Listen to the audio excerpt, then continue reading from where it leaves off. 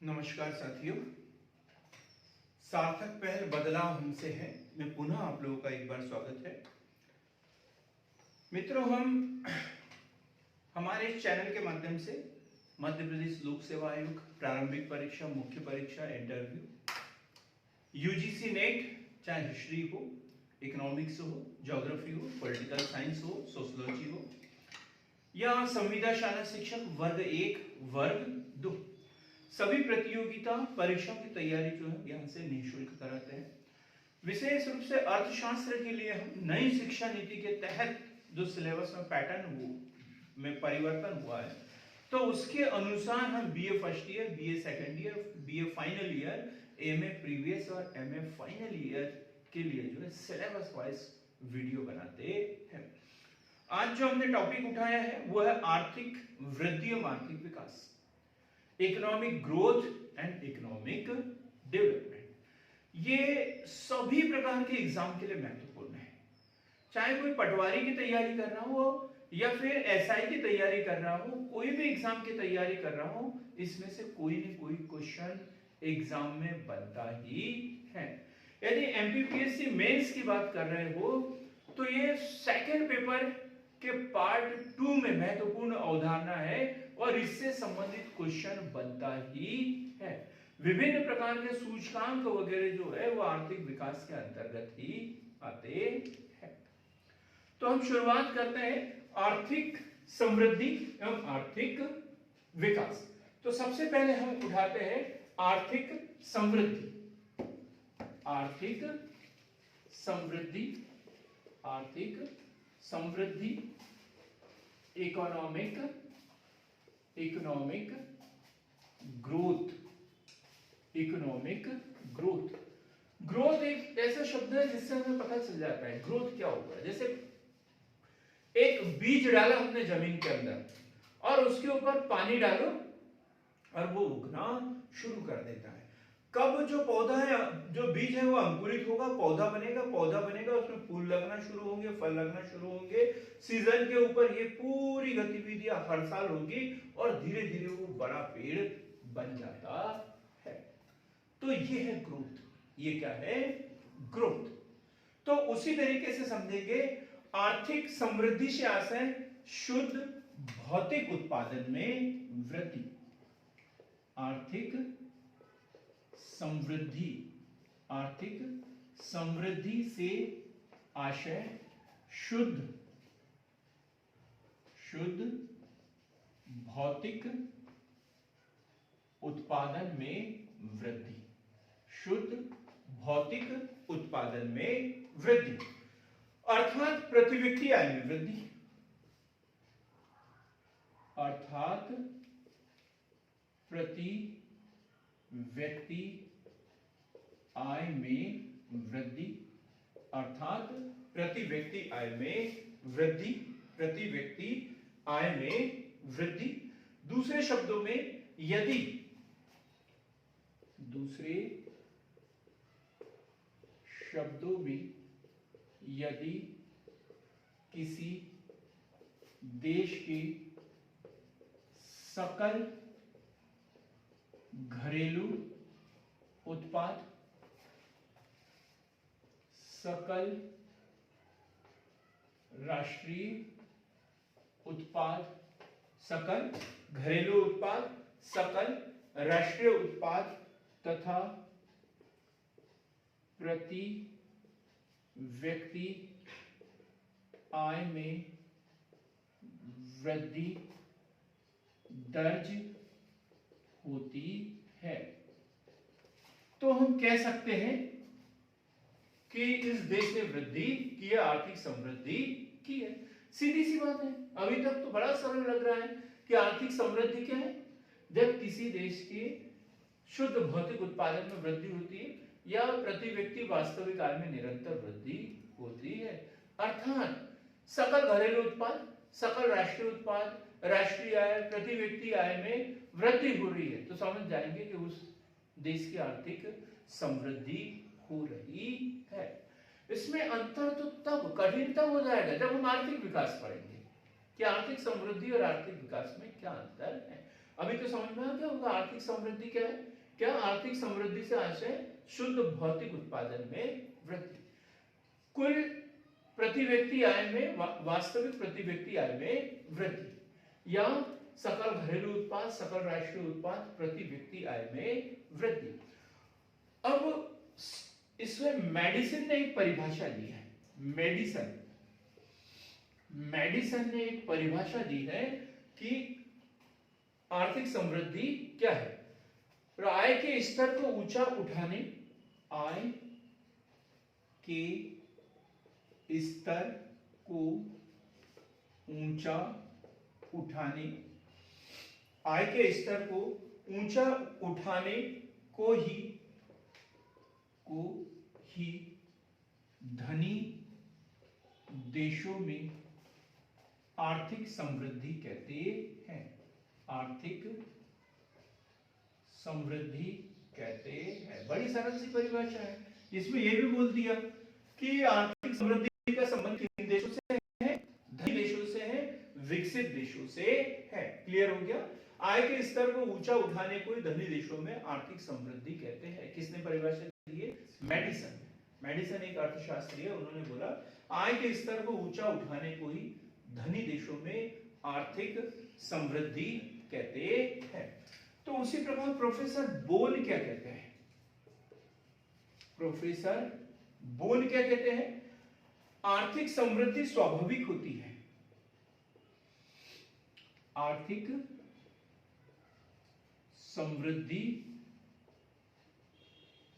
स्वाभाविक होती है, आर्थिक समृद्धि स्वाभाविक होती है जो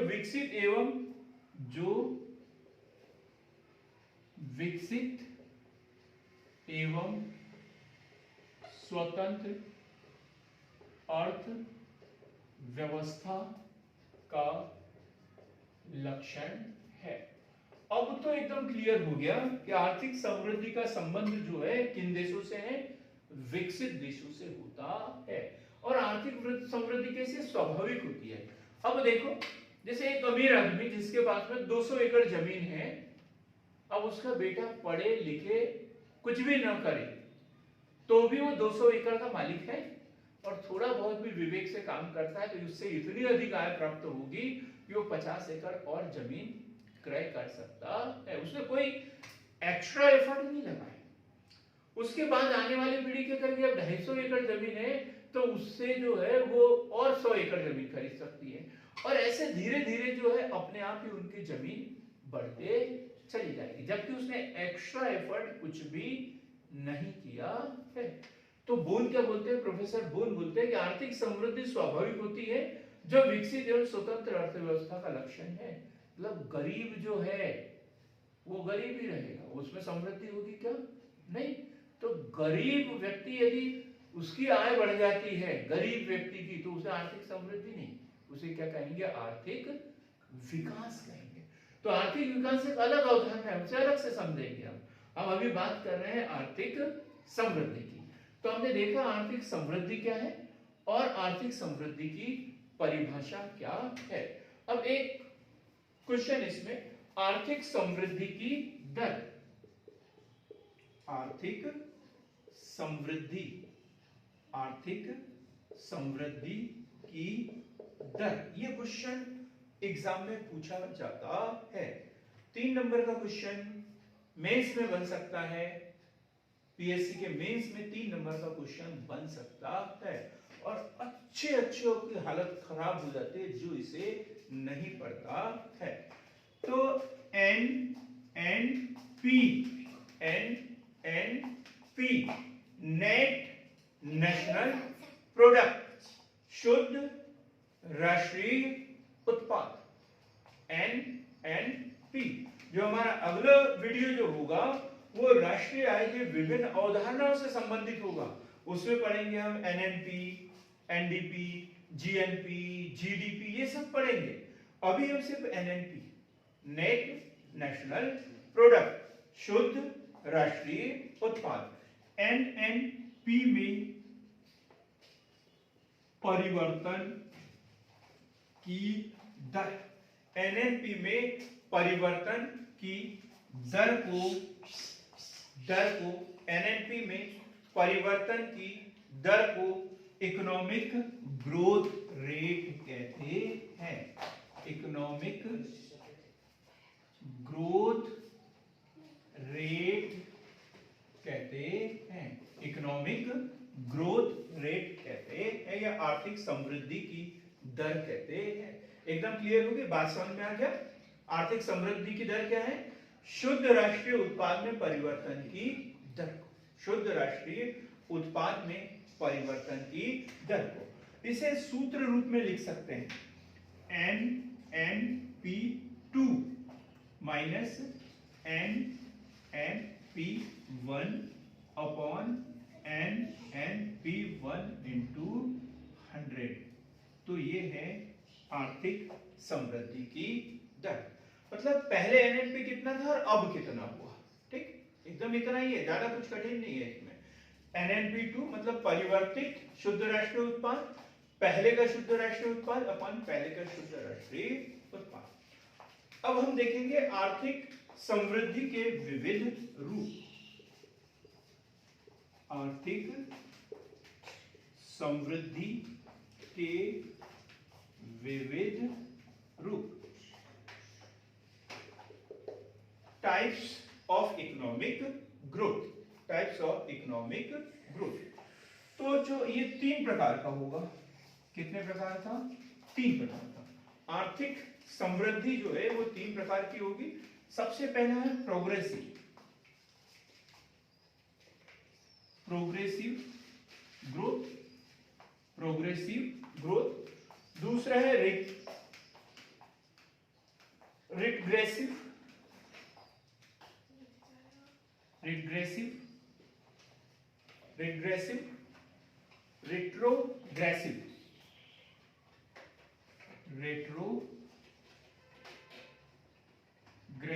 रेट्रोग्रेसिव ग्रोथ, रेट्रोग्रेटिव ग्रोथ। और है स्टेशनरी,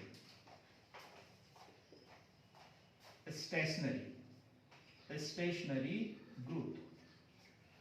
प्रोग्रेसिव अर्थात प्रगतिशील, प्रोग्रेसिव अर्थात प्रगतिशील, प्रगतिशील। और रेट्रोग्रेसिव ग्रोथ अर्थात अधोगामी, अधोगामी, अधोगामी, अधोगामी। और है स्थिर, और एक है स्थिर। तो बड़ा सरल है, प्रगतिशील, अधोगामी और स्थिर। 3 प्रकार के आर्थिक समृद्धि के रूप हमें देखने को मिल सकते हैं। तो 2 घटक है इसमें, जनसंख्या और राष्ट्रीय आय। 2 घटक, ये जनसंख्या और राष्ट्रीय आय। जब राष्ट्रीय आय में वृद्धि, जब राष्ट्रीय आय में वृद्धि जनसंख्या वृद्धि से अधिक हो, क्लियर है? जनसंख्या वृद्धि भी बढ़ेगी, राष्ट्रीय आय भी बढ़ेगी, लेकिन राष्ट्रीय आय में जो वृद्धि है वो जनसंख्या वृद्धि से अधिक होना चाहिए। राष्ट्रीय आय में वृद्धि जनसंख्या वृद्धि से अधिक होना चाहिए। क्लियर हो गया? तो वो कैसा कहलाएगा? प्रगतिशील, प्रोग्रेसिव। रेट्रोग्रेसिव क्या होगा? जब जनसंख्या में वृद्धि, जनसंख्या में वृद्धि राष्ट्रीय आय में वृद्धि से अधिक हो। तो ये क्या हो गया? उल्टा हो गया। तो जो आर्थिक समृद्धि की दर बढ़ने के बजाय क्या हो गई? नेगेटिव हो गई, माइनस में चली गई। तो उसे क्या बोलेंगे? रेट्रोग्रेसिव या अधोगामी आर्थिक समृद्धि की दर। मतलब जनसंख्या ज्यादा बढ़ गई, उस दर से आर्थिक समृद्धि नहीं हुई है, तो फिर देश को कंगाल हो जाएगा, गरीबी बढ़ जाएगी, वहां पे बेरोजगारी बढ़ जाएगी, ढेर सारी समस्याएं उत्पन्न हो जाती है। अब स्टेशनरी ग्रोथ, स्थिर आर्थिक समृद्धि की दर, मतलब राष्ट्रीय आय में वृद्धि, राष्ट्रीय आय में वृद्धि और इक्वल क्या होगा? जनसंख्या में वृद्धि, जनसंख्या में वृद्धि। तो ये कैसी हो गई? स्थिर। जितनी जनसंख्या बढ़ रही है उतनी राष्ट्रीय आय भी बढ़ रही है, दोनों के अनुपात में सेम वृद्धि हो रही है, तो उसे क्या कहेंगे? स्थिर ग्रोथ या स्टेशनरी ग्रोथ। क्लियर हो गया? हमने चार चीजें पढ़ी इसमें। एक, इकोनॉमिक ग्रोथ क्या है उसकी डेफिनेशन हमने पढ़ी, फिर इकोनॉमिक ग्रोथ रेट हमने पढ़ा, इकोनॉमिक ग्रोथ रेट हमने पढ़ा, फिर इकोनॉमिक ग्रोथ के टाइप्स पढ़े, उसके विभिन्न रूप पढ़े। तो ये तीन प्रकार का होता है, प्रोग्रेसिव, रेट्रोग्रेसिव और स्टेशनरी ग्रोथ। अब हम देखेंगे आर्थिक विकास क्या है। आर्थिक विकास, जो अभी हमने आर्थिक समृद्धि की परिभाषाएं देखी, तो इससे तो ये पता चल गया कि आर्थिक समृद्धि का जो संबंध है वो विकसित देशों से है, विकसित देशों से है। तो आर्थिक विकास का जो संबंध होगा वो विकासशील देशों से होगा। सबसे मोस्ट इंपॉर्टेंट क्वेश्चन ये एग्जाम में पूछा जाता है, आर्थिक समृद्धि का संबंध किन देशों से है, आर्थिक विकास का संबंध किन देशों से है। क्लियर हो गया? शायद मैं समझाने में सफल रहा होगा। अब हम देखते हैं आर्थिक विकास, इकोनॉमिक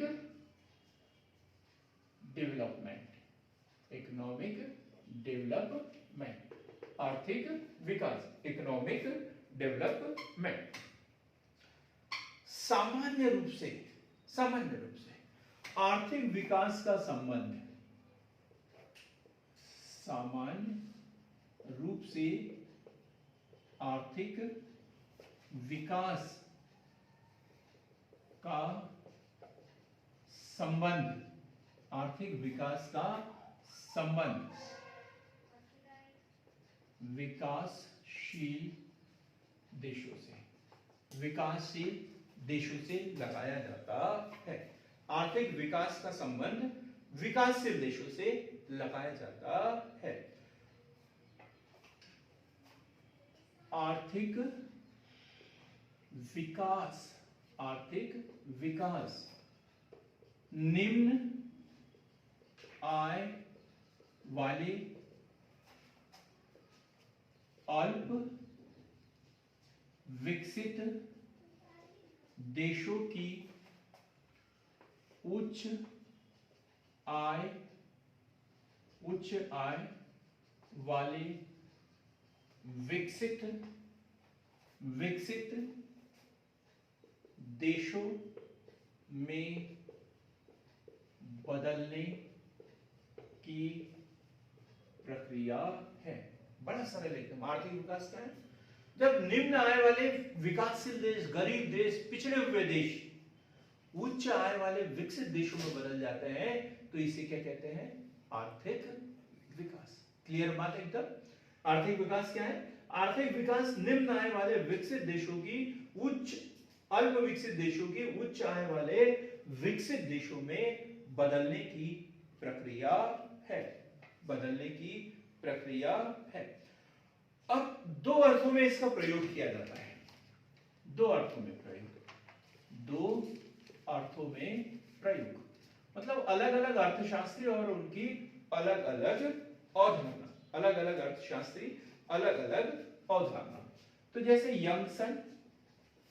यंगसन, मायर व बाल्डविन, यंगसन, मायर व बाल्डविन, और दूसरे हैं विलियमसन।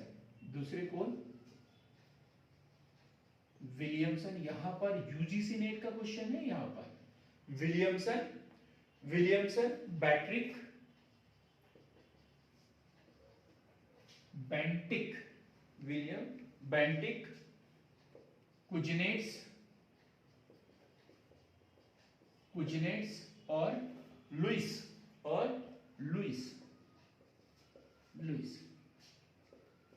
इन दोनों ने आर्थिक विकास को तो स्वीकार किया है, लेकिन आर्थिक विकास को कुछ अलग दृष्टिकोण से। तो यंगसन, मायर और बाल्डविन क्या बोलते हैं? कुल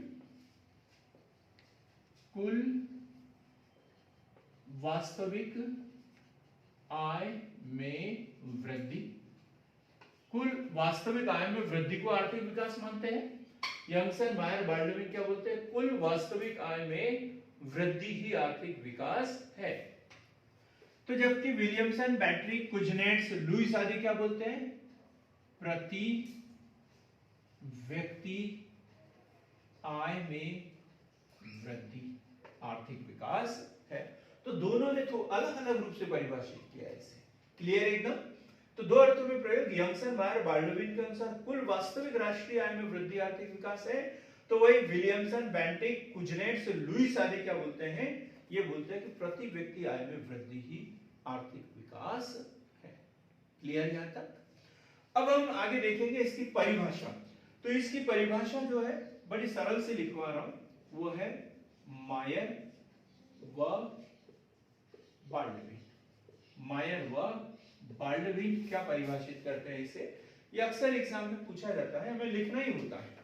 जब भी आर्थिक विकास से संबंधित क्वेश्चन आए तो मायर एवं बाल्डविन की परिभाषा हम लिखते ही है।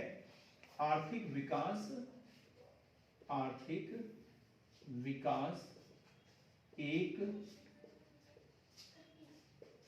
प्रक्रिया, आर्थिक विकास एक प्रक्रिया है जिसके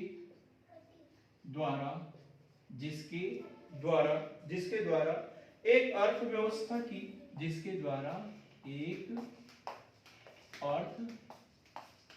अर्थव्यवस्था की वास्तविक अर्थव्यवस्था की क्या बोला? आर्थिक विकास एक प्रक्रिया है जिसके द्वारा एक अर्थव्यवस्था की वास्तविक राष्ट्रीय आय में दीर्घकाल तक वृद्धि होती है। दीर्घकाल तक वृद्धि होती है। बड़ी सरल सी परिभाषा है और इससे आर्थिक विकास भी समझ में आ जाएगा कि आर्थिक विकास क्या है। यदि 3 नंबर का क्वेश्चन आए तो हम सिर्फ परिभाषा लिख दें और एक लाइन जोड़ दें कि आर्थिक विकास का संबंध विकासशील देशों से है, तो भी हमारा उत्तर कंप्लीट हो जाता है। तो आर्थिक विकास एक प्रक्रिया है जिसके द्वारा एक अर्थव्यवस्था की वास्तविक राष्ट्रीय आय में दीर्घकाल तक वृद्धि होती है। दूसरी परिभाषा हम पढ़ेंगे आर्थर लुईस के अनुसार। दूसरी परिभाषा जो पढ़ेंगे वो पढ़ेंगे आर्थर लुईस। आर्थर लुईस जो परिभाषित करते हैं लगभग इसी तरह है। विकास का संबंध केवल उस प्रक्रिया से है, विकास का संबंध केवल उस प्रक्रिया से है। विकास का संबंध केवल उस प्रक्रिया से है जिसके द्वारा अधिक उत्पादन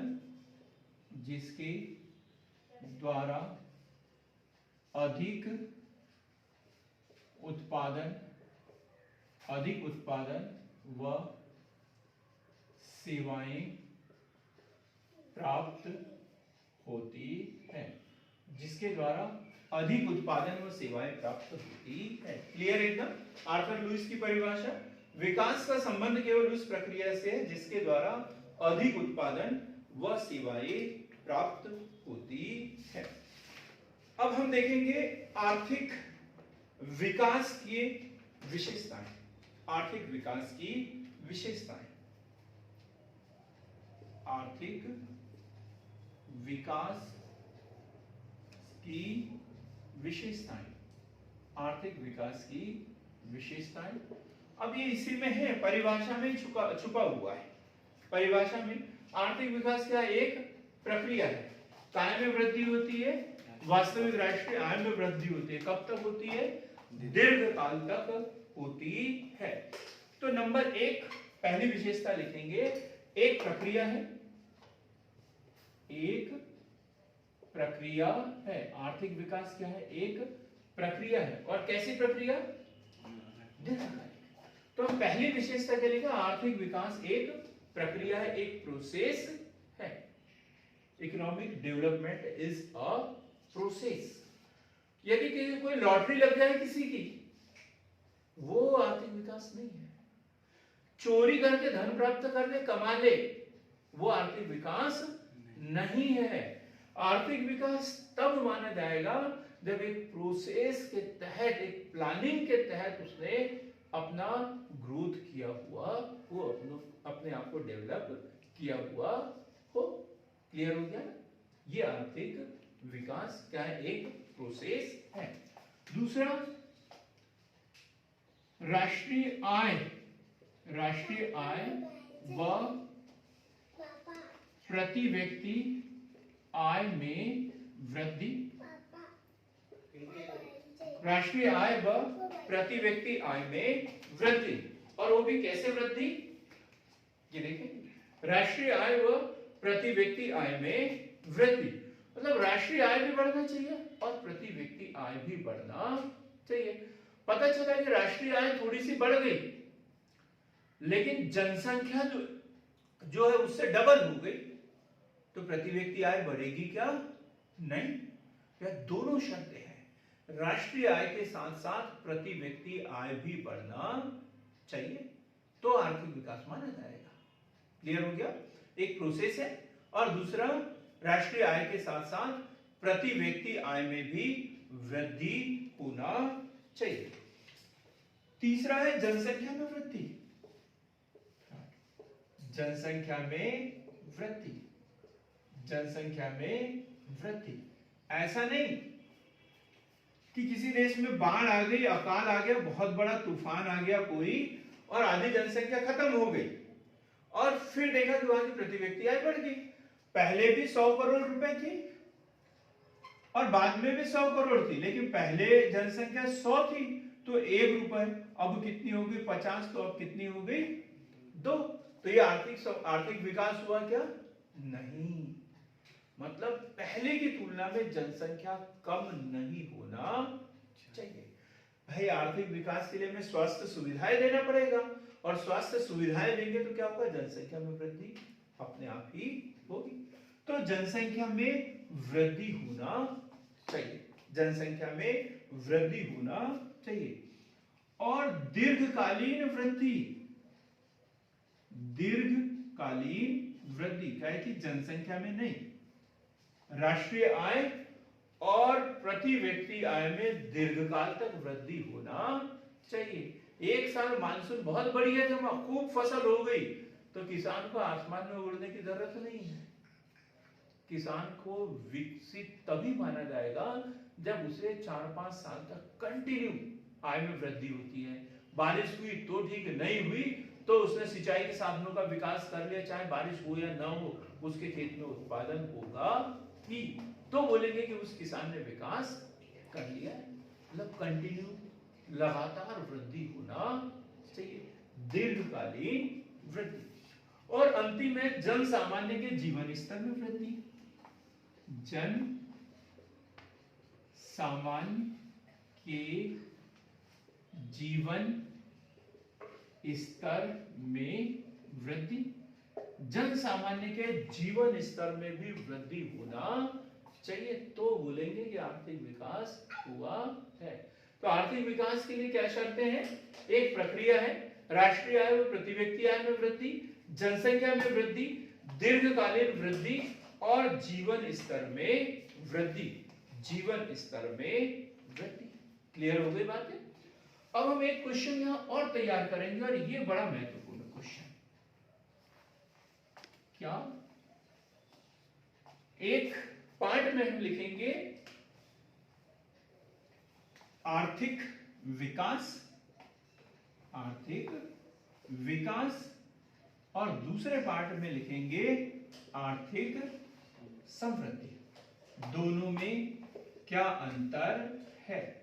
यदि किसी को पहले समझ में नहीं आया तो अब जो है वो समझ में आ ही जाएगा, पूरा क्लियर हो जाएगा।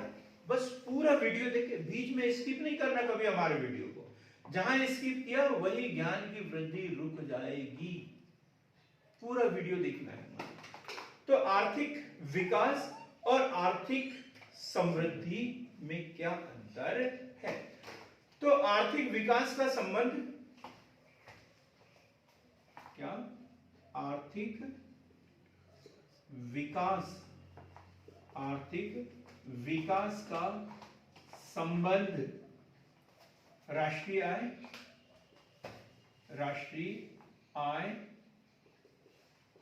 प्रति व्यक्ति आय में वृद्धि के साथ संरचनात्मक परिवर्तनों से है।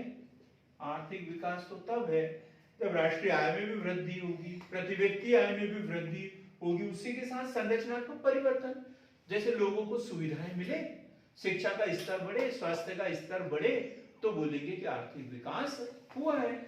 और इसमें क्या है, इसमें केवल उत्पादन व आय में वृद्धि, वो नहीं देखेंगे कि संरचनात्मक परिवर्तन हुए हैं या नहीं हुए हैं, किसी की आर्थिक स्थिति में सुधार हुआ या नहीं हुआ, ये नहीं देखेंगे, बस उत्पादन बढ़ना चाहिए और आय में वृद्धि होना चाहिए। क्लियर हो गया पहला पॉइंट एकदम। दूसरा पॉइंट क्या है, आर्थिक विकास एक विस्तृत अवधारणा है। आर्थिक विकास एक विस्तृत अवधारणा है। विस्तृत अवधारणा है, क्यों है, क्योंकि इसमें आर्थिक के साथ साथ सामाजिक, राजनीतिक, धार्मिक, सांस्कृतिक सभी घटकों को जोड़ा जाता है। यदि देश की राष्ट्रीय आय बढ़ रही है लेकिन वहां सांप्रदायिक विवाद हो रहे हैं, बार बार दंगे हो रहे हैं, तो बोलेंगे क्या कि इसने आर्थिक विकास किया? बिल्कुल नहीं। ये सभी घटकों को इसमें शामिल किया जाता है। और आर्थिक समृद्धि कैसी? संकुचित अवधारणा है। इसमें केवल आर्थिक घटकों को शामिल किया जाता है, सामाजिक, सांस्कृतिक आदि घटकों को इसमें शामिल नहीं किया जाता है। तीसरा, आर्थिक विकास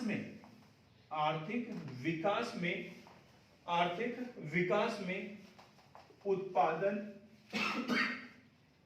उत्पादन व आय में वृद्धि के साथ सामाजिक न्याय को शामिल किया जाता है। सामाजिक न्याय भी मिलना चाहिए, विकास तो हो, सभी लोगों का विकास होना चाहिए, किसी एक वर्ग विशेष का उसमें नुकसान नहीं होना चाहिए। तो सामाजिक न्याय की बात कर रहे हैं, इसमें सामाजिक न्याय को भी शामिल किया जाता है। और इसमें क्या है, सामाजिक न्याय से कोई संबंध नहीं है। किसी राष्ट्रीय आय जो है वो किसी एक ही व्यक्ति को मिल जाए पूरी दुनिया भर की, तो भी बोलेंगे उस देश की समृद्धि हुई है। तो सामाजिक न्याय की वो बात ही नहीं करते हैं। आर्थिक विकास के लक्ष्य, आर्थिक विकास के लक्ष्य पूर्व निर्धारित होते हैं, मतलब प्लानिंग के तहत किया जाता है, सोच समझ के किया जाता है कि मुझे इसमें आय बढ़ाना है, ये करना है, इस क्षेत्र में विकास करना है, तो मुझे कैसे करना पड़ेगा, एक समय लगता है उसमें। जैसे पूर्व एक नियोजित योजना है आर्थिक विकास, जबकि आर्थिक समृद्धि में कोई प्लानिंग की आवश्यकता नहीं है। इसके लक्ष्य पूर्व निर्धारित नहीं होते हैं। आर्थिक विकास के जो लक्ष्य होते हैं वो पूर्व निर्धारित नहीं होते हैं। आर्थिक विकास हमेशा सकारात्मक होता है। आर्थिक विकास हमेशा सकारात्मक होता है, वो आगे ही बढ़ता है, उसमें रिवर्स गेयर नहीं होता। और आर्थिक समृद्धि में क्या होता है, कभी आय बढ़ भी जाती है, कभी कम भी हो जाती है। लेकिन मान के चलो एक व्यक्ति शिक्षित हो गया, ज्ञान प्राप्त कर लिया, कोई टेक्नोलॉजी सीख ली, क्या उसे भूल सकता है? क्या उसे भूल सकता है वो? बिल्कुल भी नहीं। तो आर्थिक विकास हमेशा सकारात्मक होता है। और आर्थिक समृद्धि जो है, आर्थिक समृद्धि सकारात्मक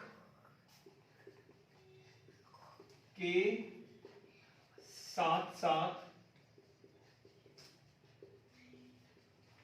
नकारात्मक भी हो सकती है। जैसे अमेरिका, आर्थिक समृद्धि, और देखो कभी कभी वहां पर बड़ी समस्या हो जाती है, एकदम शेयर मार्केट पूरा डाउन हो जाता है तो हाहाकार मच जाता है।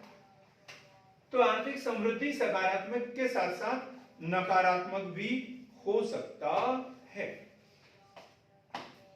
आर्थिक समृद्धि का संबंध विकसित देशों, आर्थिक विकास, पहले हम आर्थिक विकास की बात कर रहे हैं, तो आर्थिक विकास का संबंध जो है वो अल्प विकसित देशों से होता है, अल्प विकसित देशों से होता है। जैसे भारत, पाकिस्तान, बांग्लादेश, श्रीलंका, ऐसे अल्प विकसित देशों से होता है आर्थिक विकास का संबंध।